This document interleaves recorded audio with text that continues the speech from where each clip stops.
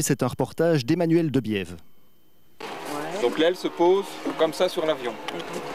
Le projet global, c'est vraiment une vulgarisation, une présentation globale de l'aéromodélisme dans une école du Tournaisis, école où j'étais d'ailleurs ancien élève. Je me souviens qu'il y a 20 ans, un parent d'élève est aussi venu présenter des modèles réduits de voitures, d'avions. Et donc je rends un peu l'appareil aujourd'hui de ces gens-là qui ont fait ça pour moi à l'époque.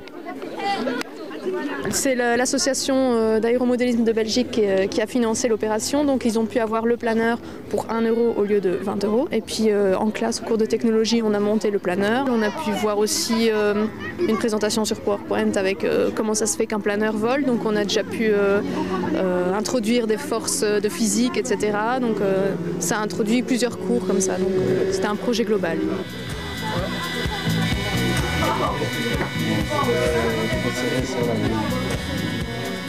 Les enfants découvrent ici la mise en pratique de ce qu'ils ont appris à l'école, le pilotage virtuel d'un avion téléguidé. Ça évidemment sans risque, puisque s'il y a une maladresse de leur part, l'avion virtuel se crache virtuellement et il redécolle automatiquement. Et toi, attention, on remet à plat les ailes, il s'éloigne là.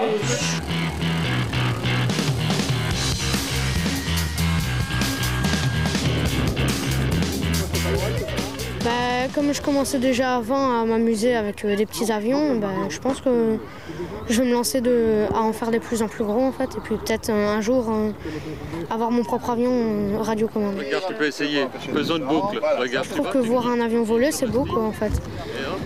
Et le piloter soi-même, c'est encore mieux. Vas-y, on est reparti. Voilà, tu peux pousser un tout petit peu.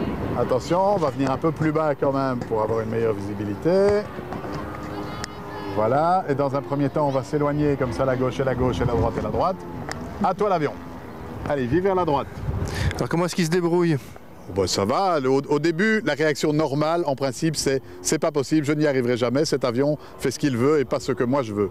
Mais au bout de quelques séances, en général, hop, je prends, je m'excuse, mais je dois aussi un petit peu surveiller l'avion. Voilà, et donc, mais au bout d'un certain temps, ça vient très vite. Et en général, les jeunes qui ont fait du simulateur, de l'avion, des consoles de jeux, etc., apprennent beaucoup plus vite que ce que les anciens ont appris. Donc, ça va beaucoup plus vite maintenant. Donc vous fonctionnez en double commande en fait? Oui, ici on fonctionne en double commande, c'est-à-dire que c'est l'élève qui pilote. Attention, je vais te le passer, à toi.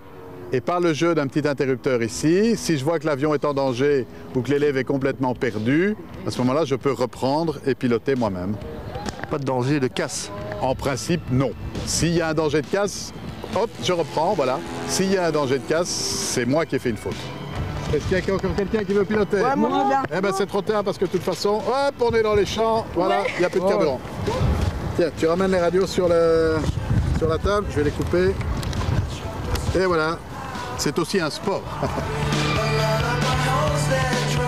Alors si l'aéromodélisme vous intéresse, sachez qu'il existe une 60aine de clubs à Bruxelles et en Wallonie. Pour plus d'informations, une seule adresse, le site internet de l'association francophone d'aéromodélisme, www.aamodels.be.